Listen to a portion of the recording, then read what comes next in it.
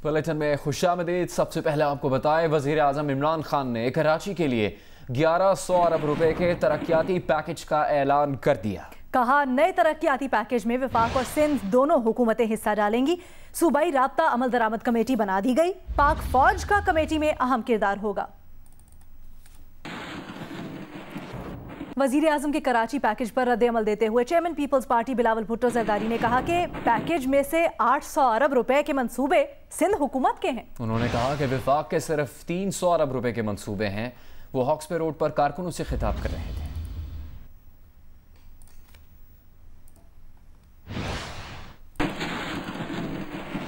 वज़ीर आज़म ऑफिस ने 11 खरब 13 अरब रुपए के कराची ट्रांसफॉर्मेशन प्लान की तफसील जारी कर दी है। पीने के साफ पानी की फराहमी के मंसूबों पर 92 अरब रुपए, स्टोरेज ट्रीटमेंट के लिए 141 अरब रुपए और नालों की सफाई, सॉलिड वेस्ट मैनेजमेंट के मंसूबों पर 267 अरब रुपए खर्च होंगे।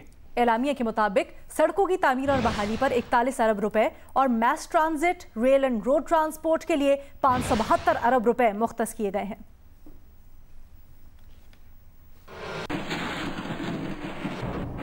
आगे बढ़ते हैं, आपको बताएं कि इलेक्ट्रिक के बिजली डिस्ट्रीब्यूशन लाइसेंस में तब्दीली के लिए नेप्रा ने अवामी आरा तलब कर ली है। नेप्रा ने कहा है कि इलेक्ट्रिक ने ना डिस्ट्रीब्यूशन सिस्टम में तोसी की, ना इसे अपग्रेड किया। के इलेक्ट्रिक के सार्फिन तवील लोड शेडिंग, सेफ्टी मामलात और ज्यादा बिलिंग के शिकार हैं। नेप्रा एक्ट के तहत अवामी मफाद में के इलेक्ट्रिक के लाइसेंस में तब्दीली का इख्तियार है। लाइसेंस में तब्दीली से बिजली फराहमी के लिए मुकाबले की फजा पैदा होगी। लाइसेंस में तब्दीली से बिजली की कीमत में कमी और सर्विस का मयार बेहतर होगा। वज़ीर आला सिंध ने कहा है कि सिंध में आज कोरोना से किसी मरीज का इंतकाल नहीं हुआ। 19 मार्च के बाद आज पहला दिन है जब सूबे में कोरोना से कोई हलाकत नहीं हुई। सोशल मीडिया पर बयान में वज़ीर आला सिंध ने कहा कि आवाम खुद को और अहले खाना को महफूज रखें और मास्क पहनना यकीनी बनाएं। तुरबत में मकामी सहाफ़ी और समाजी कारकुन शाहीना शाहीन बलोच के पुरस्रार कत्ल की खबर सामने आई है।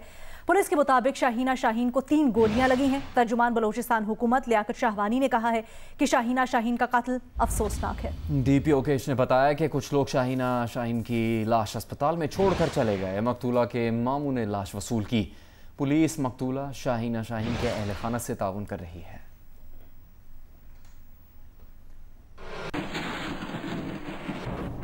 वजीर रेलवे शेख रशीद अहमद ने पेश गोई की है कि अगर नवाज शरीफ 10 सितंबर तक ना आए तो नून लीग में से शीन लीग अलग हो जाएगी। लाहौर में न्यूज़ कॉन्फ्रेंस के दौरान शेख रशीद ने कहा कि पथराव वाली पार्टी मुज़ाकरात वाली पार्टी के साथ चलने पर तैयार नहीं है। मुस्लिम लीग नून के रहनुमा राना सनाउल्लाह ने कहा है कि जो आईनी तरीके से आया ना हो वो आईनी मुद्दत पूरी नहीं कर सकता। आए रोज़ रेल हादसात और इनमें अमवात हो रही हैं। शेख रशीद ऑपोजिशन की बजाय अपनी वजारत की कारकर्दगी पर तवज्जो दें।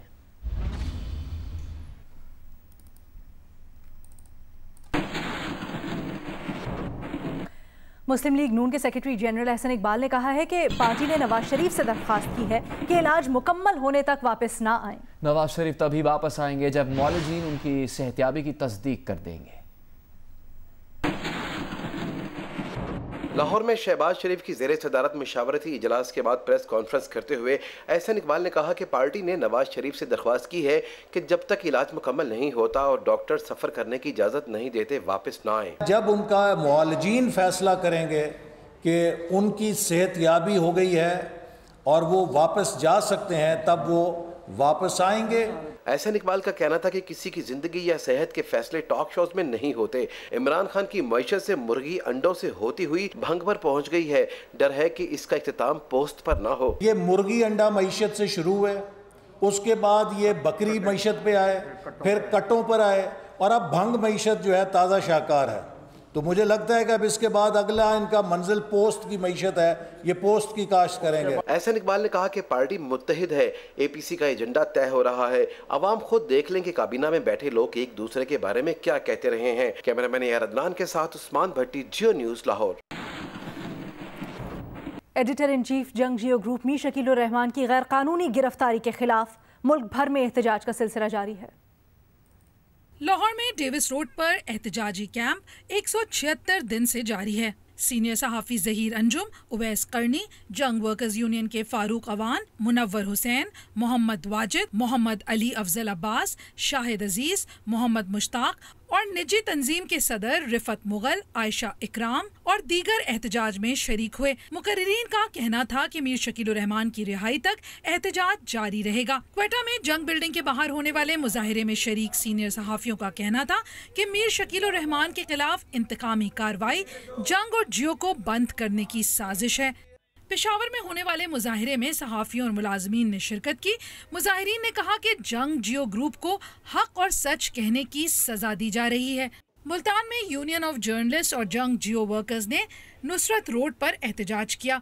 बहावलपुर में सहाफियों ने प्रेस क्लब के बाहर एहतजाज करते हुए मीर शकील उर रहमान की फौरी रिहाई का मुतालबा किया। नवाबशाह में डिस्ट्रिक्ट बार रूम के बाहर वकला की जानिब से मुजाहिरा किया गया।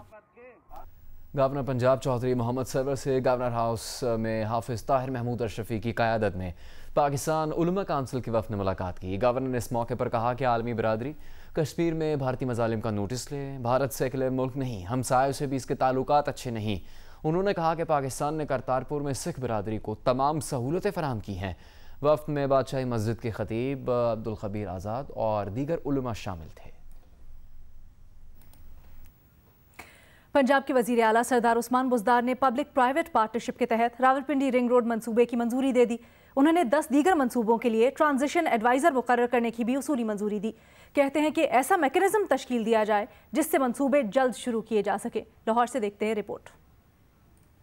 वज़ीर आला उस्मान बुज़दार की ज़ेर सदारत public private partnership policy and monitoring board का चौथा इजलास। बोर्ड के तीसरे इजलास में किए गए फैसलों की तौसीक की गई। उस्मान बुज़दार का कहना था कि रावलपिंडी रिंग रोड प्रोजेक्ट 50 अरब रुपए का मेगा मंसूबा है। रावलपिंडी के लोगों से किया गया हर वादा पूरा करेंगे। उन्होंने कहा कि रिंग रोड बनने से रावलपिंडी के शहरियों के ट्रैफिक मसाइल हल होंगे और इलाके में मौशी सरगर्मियों में तेजी आएगी। उन्होंने हदायत की कि मंसूबे के अमूर की टाइमलाइन तय करके मामला तेजी से आगे बढ़ाए जाएं। वज़ीर आला ने पब्लिक प्राइवेट पार्टनरशिप प्रोजेक्ट के लिए प्रोसेस की मुद्दत कम से कम करने की हदायत भी की और कहा कि अगले चंद रोज में शेखुपुरा गुजरांवाला रोड के तामीराती कामों का आगाज करेंगे। उन्होंने कहा कि तरीके इंसाफ की हुकूमत शोबे सेहत में बेहतरीन सर्विस डिलीवरी पर यकीन रखती है। मुस्तकबिल में हस्पतालों की तमीर के लिए पब्लिक प्राइवेट पार्टनरशिप को फ़रोग़ दिया जाए, जबकि शोबे सेहत में पब्लिक प्राइवेट पार्टनरशिप के फ़रोग़ के लिए जामिया बिजनेस मॉडल तैयार किया जाए। मुस्लिम लीग के सदर चौधरी शुजात हुसैन से पाकिस्तान उलमा काउंसिल के चेयरमैन हाफिज ताहिर महमूद अशरफी की मुलाकात हुई। दोनों रहनुमाओं ने बैनुल मज़ाहिब हमआहंगी और अमन अमान के फ़रोग़ के लिए कोशिशें जारी रखने पर इत्तेफाक किया। मीरपुर खास की तहसील डगरी में बारिशों के बाद तबाही का अहवाल। काशिफ मुश्ताक की ज़बानी। मीरपुर खास की तहसील डिगरी से हम इस वक्त आपको रिपोर्ट कर रहे हैं, जहां सेम नाले के बंद टूटने की वजह से 200 से ज़ायद गांव जो है वो ज़ेरे आब आ चुके हैं। मुतादिद लोग यहां परेशान हैं। हमने देखा है कि मुख्तलिफ सड़कों के किनारों पर जो है वो लोग अपनी ज़िंदगी गुजार रहे हैं। ये वो नाला है जो सांगड़ से डिगरी की जानिब जा रहा है और डिगरी की 8 यूनियन कौंसल है, जिसमें से 2 जो है वो काफ़ी हद तक मुतासिर हुई हैं। कमोपेश 200 से ज़ायद गाँव जो है वो मुकम्मल तौर पर ज़ेरे आब आ चुके हैं और जिसकी वजह से मुतादिद लोग यहाँ से नकल मकानी कर चुके हैं और बेशतर लोग हमने देखा है कि सड़कों के किनारों पर मौजूद हैं। जब इस नाले के आगे की जानिब जाते हैं तो इससे ज्यादा मुतासिर इलाका है। कोशिश कर रहे हैं कि डिगरी के मुख्तलिफ इलाकों की सूरत हाल भी हम आपको यहाँ से रिपोर्ट करें।